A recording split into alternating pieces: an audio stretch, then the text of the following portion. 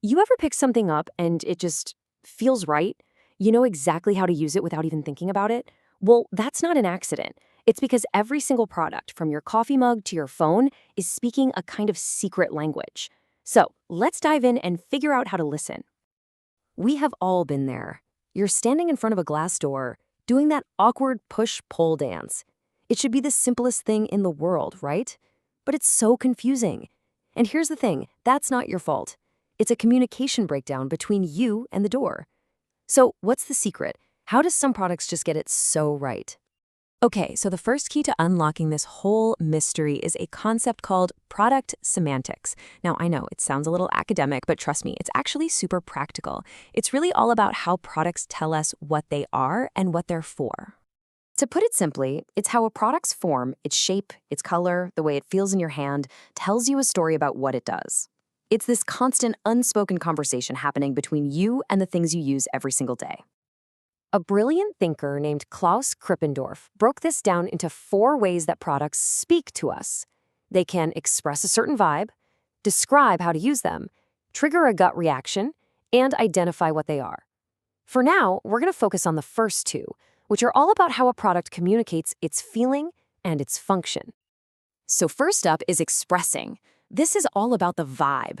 It's not about what the product does, but how it makes you feel. The design can shout things like, "I'm fast," or "I'm super durable," or "I'm luxurious," all without a single word. And this is a perfect example. Just look at this thing. You don't need to read the packaging to know it's tough. That tire-like texture, that bold orange and black color scheme, it just screams, "I can take a beating." That right there, that's the expressing function, loud and clear. And then you've got describing. Now, this is way more direct. This is when a product's physical shape gives you clear, almost literal instructions on how to actually use it. Think of it like the design is a silent user manual. This is just a brilliant illustration of the point, right?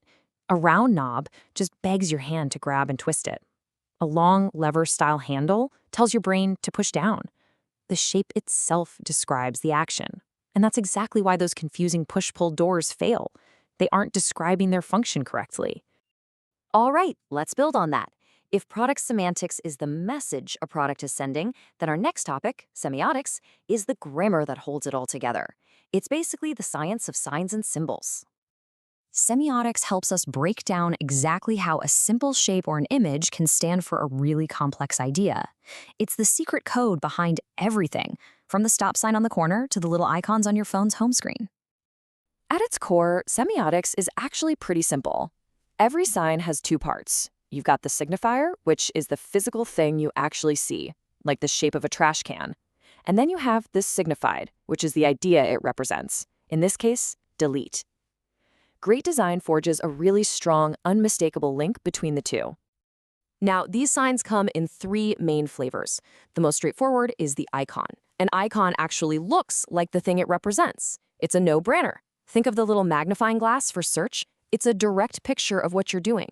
It's understood everywhere because it's just a simple drawing of the real thing. Then things get a little more interesting with the index. An index is more like a clue. It doesn't look like the thing, but it points directly to it. The classic example is smoke. When you see smoke, you know there's fire. The smoke is an index of the fire. It's direct evidence.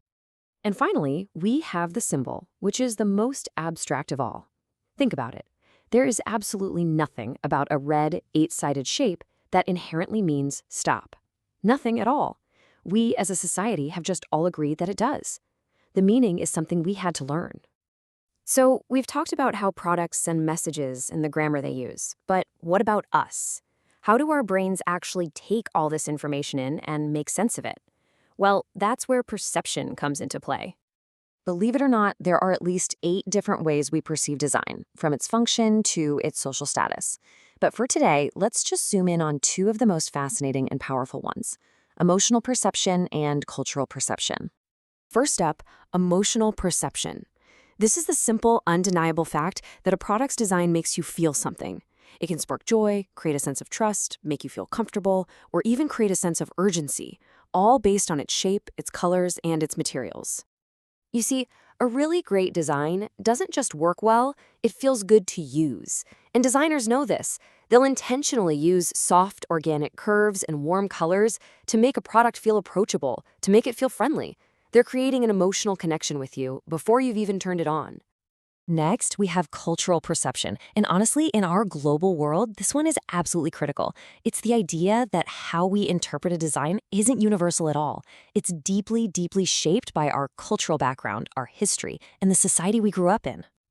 And this right here is the perfect example of why that's so important. Take the color red. In many East Asian cultures, it's a symbol of luck, joy, and celebration. But in many Western countries, it's a sign for danger, a warning to stop. A designer who ignores that cultural context is asking for trouble. Okay, so we've decoded the secret language of products, we've looked at the grammar, and we've explored how our own minds process it. But why does any of this actually matter in the real world? Well, it matters because understanding this language is the key to making things that people don't just use, but that they truly love.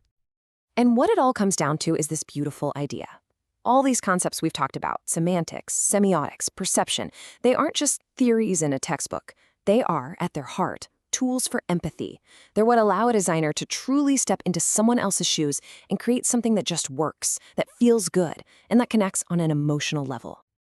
And that leaves us with the big one, the ultimate challenge for anyone creating anything today. It's this incredibly delicate dance. How do you create signals that pretty much everyone can understand, while at the same time respecting all the rich, varied cultural meanings that shape how we see the world? It's a reminder to look a little closer at the objects all around you and really listen to the stories they're trying to tell.